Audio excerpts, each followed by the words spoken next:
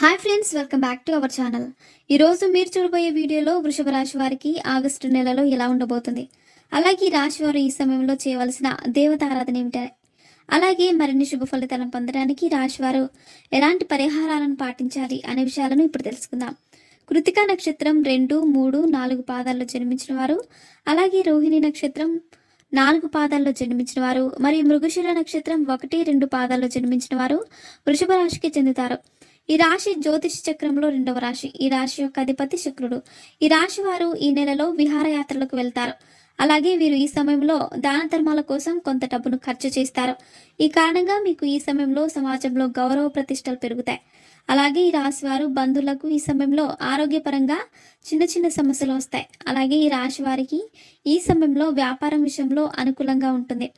అలాగే ఈ సమయంలో వీరి యొక్క వైవాహిక జీవితంలో చిన్న చిన్న సమస్యలు వస్తాయి. అలాగే ఈ రాశి గల భార్యాభర్తలకు ఈ సమయంలో ఆరోగ్యపరంగా ప్రతికూల ఫలితాలు ఎక్కువగా ఉంటాయి.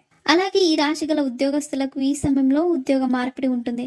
అలాగే ఈ రాశి గల వారు ఎవరైతే విదేశాలకు వెళ్ళాలనుకుంటున్నారో వారికి ఈ సమయం ఎంతో అనుకూలంగా ఉంటుంది. అలాగే రాశి గల వారు ఎవరైనా కొత్త వాహనాన్ని కొనుక్కోవాలనుకుంటున్నారో వారికి ఈ సమయం అనుకూలంగా ఉంటుంది.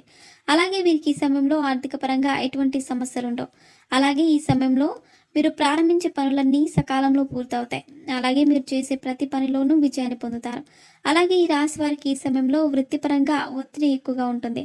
అలాగే ఈ రాశి గల వారు ఎవరైతే సొంతంగా వ్యాపారాన్ని ప్రారంభించాలనుకుంటున్నారో వారికి ఈ సమయం అనుకూలంగా ఉంటుంది. అలాగే ఈ రాశి వారికి ఈ సమయంలో కొత్త వ్యక్తులతో పరిచయాలు ఏర్పడతాయి. అలాగే ఈ రాశి గల ఉద్యోగస్తులకు ఈ సమయంలో తమ తోటి ఉద్యోగులకు సహాయ సహకారాలు అందుతాయి. అలాగే ఈ సమయంలో తమపై అధికారుల నుంచి ప్రశంసలు కూడా పొందుతారు. అలాగే వీరికి ఈ సమయంలో ప్రమోషన్స్ వస్తాయి. అలాగే మీరు పనిచేసే చోట మీకు కీర్తి ప్రతిష్టలు పెరుగుతాయి. అలాగే ఈ రాశి గల వ్యాపారస్తులకు ఈ సమయంలో మిశ్రమ ఫలితాలు ఉంటాయి. అందువల్ల మీరు చిన్న చిన్న ఒడిదుడుకులను ఎదుర్కోవాల్సి వస్తుంది. వాటిని తట్టుకొని మీరు కష్టపడి ముందుకు వెళ్తే మీరు మంచి విజయాలను పొందుతారు. అలాగే ఈ రాశి గల భాగస్వామి వ్యాపారులకు ఈ సమయంలో ప్రతికూల ఫలితాలు ఎక్కువగా ఉంటాయి. అలాగే ఈ రాశి వారికి ఈ సమయంలో కుటుంబ పరంగా ప్రతికూల ఫలితాలు ఎక్కువగా ఉండడం వల్ల చిన్న చిన్న గొడవలు వచ్చే అవకాశాలు ఉన్నాయి.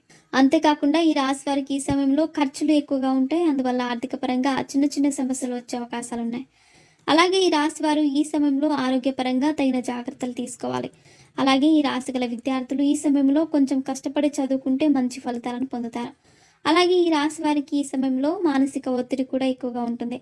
అలాగే ఈ రాశి గల వారికి ఎవరికైతే ఇప్పటి వరకు వివాహం జరగలేదో వారికి ఈ సమయం అంతా అనుకూలంగా లేదు. అలాగే ఈ రాశి గల వారు ఈ సమయంలో విదేశాలకు వెళ్లే అవకాశాలు కూడా ఉన్నాయి. అలాగే మీరు ఈ సమయంలో తమ చిన్ననాటి స్నేహితులను కలుస్తారు. అలాగే వీరికి ఈ సమయంలో శ్రమ ఎక్కువ ఉన్నప్పటికీ వారు చేయవలసిన పనులను తప్పకుండా పూర్తి చేస్తారు. అలాగే మీ సన్నిహితుల్లో ఒకరు మిమ్మల్ని నమ్మించి మోసం చేసే అవకాశాలు కూడా ఉన్నాయి. అందువల్ల మీరు వారితో జాగ్రత్తగా ఉండడం మంచిది. అలాగే మీరు చేసిన చాలా అప్పులను ఈ సమయంలో తీర్చేస్తారు. అలాగే ఈ రాశి వారు ఈ సమయంలో ప్రతిరోజు మృత్యుంజయ మంత్రాన్ని చదువుకోవాలి. ఇలా చేయడం వల్ల మీకు వచ్చే అనారోగ్య సమస్యలన్నీ తగ్గుతాయి. అంతేకాకుండా మీరు ప్రతి సోమవారం మహాశివుని పూజించడం వల్ల మీ జీవితంలో వచ్చే కష్టాలన్నీ తొలగిపోతాయి. సో ఫ్రెండ్స్, చూసారుగా, ఇలాంటి మరిన్ని విషయాలను మీరు తెలుసుకోవాలనుకుంటే వెంటనే మా ఛానల్ని సబ్స్క్రైబ్ చేసుకోండి.